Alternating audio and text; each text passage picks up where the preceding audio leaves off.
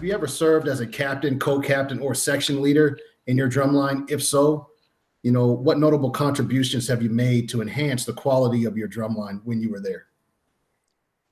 Well, I think I'm the speak on that. I was section leader my last year.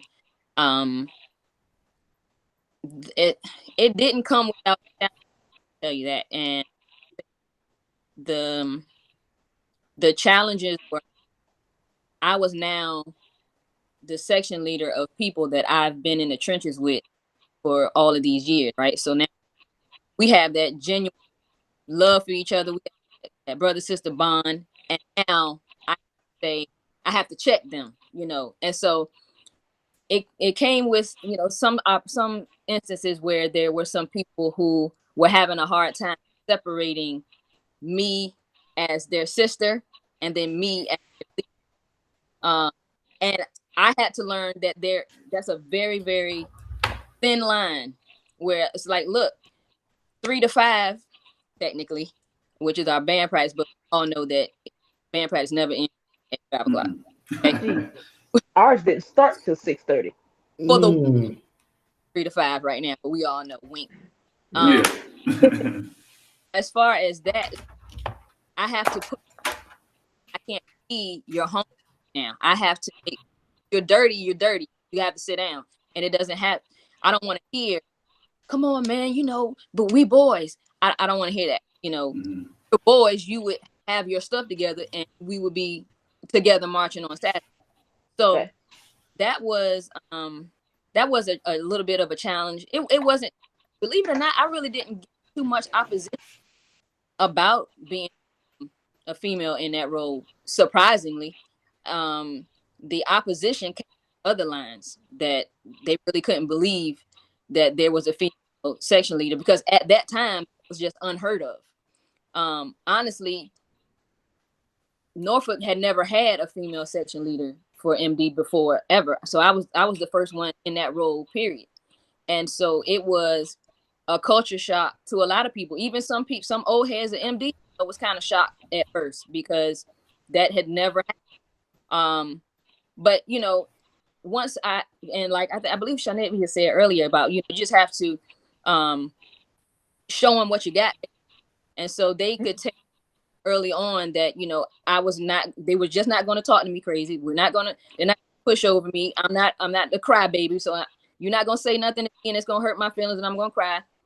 We're going to go at it. So you have to be that way. As far as the contribution, I would say breaking that barrier and the first female to do it, and to let others that come behind me know that yes, you can be in that role as well. And there actually was one 2 years after me. So there was another female section leader at Norfolk. So I would say my contribution is breaking that barrier, kind of kicking the door down to let others know that it's possible, that you can. Yeah. I wasn't a section leader, but I just felt like contributions that I provided to the line was snacks. I love to eat. I would just be real. I love to eat, so I always have some snacks on me. But having food and just making sure everybody was good, though. Playing the mother role, mother, mama, auntie, whatever they needed. That was me, but that's also just who I am as a person. And then also making sure that the guys and just everybody on the drumline, in general, that they stayed on the drumline financially. I made sure that the guys on the drumline, and when I say guys, I hope everybody, I'm talking about everybody, but the guys on the drumline made sure that their FAFSA was done. I got them scholarships and loans. I told them where to go, go and get it. So that's what I do now too. And so that was my contribution to the line. For me, like Shante, I never held a section leader position, but I always believe that you don't have to have a title to be a leader. Yep. I always believe in leading by example. And like Shante said, I always tried to make sure that everybody around me was okay. you know, before practice would start, I would get in and, you know, I check on everybody. How was your day? You know, did you get to class? How did that test go? How you think you did on the test? I wanted to make sure that everybody mentally was good, because if you ain't good mentally, then this drum stuff is it's not gonna matter. It's not gonna make a difference. So I think that was my notable contribution. I just tried to make sure that everybody was good and make sure, like Rashida said earlier, that they had somebody that they could come and talk to. Make sure that I was that person that if any, whether it was just issues with drumline, issues at home, they felt comfortable enough to come to me and talk to me about it. I think Yes. that all of us did that. I didn't even speak to them, but I definitely and still do. I did.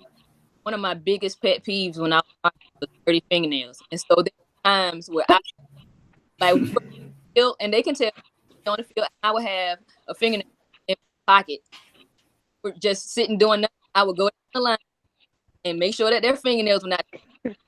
No woman's gonna want you laying up beside them with some dirty fingernails. This is true.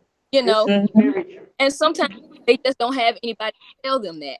And Yeah. so, you know, I wonder, is that like something that all females on the line like have, that, you know, kind of bond with everybody? Look, no, don't do that. We can't have dirty.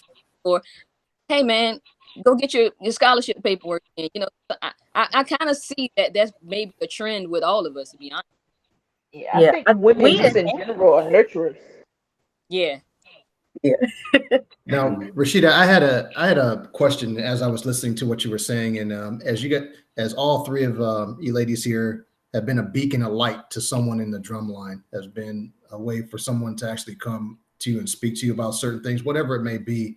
In your experience, Rashida, I was just looking at, in regards to this question, to get to that position of a leader, especially at Norfolk State, what was that like? How did you get in that position to where you were able to try out for like drumline captain?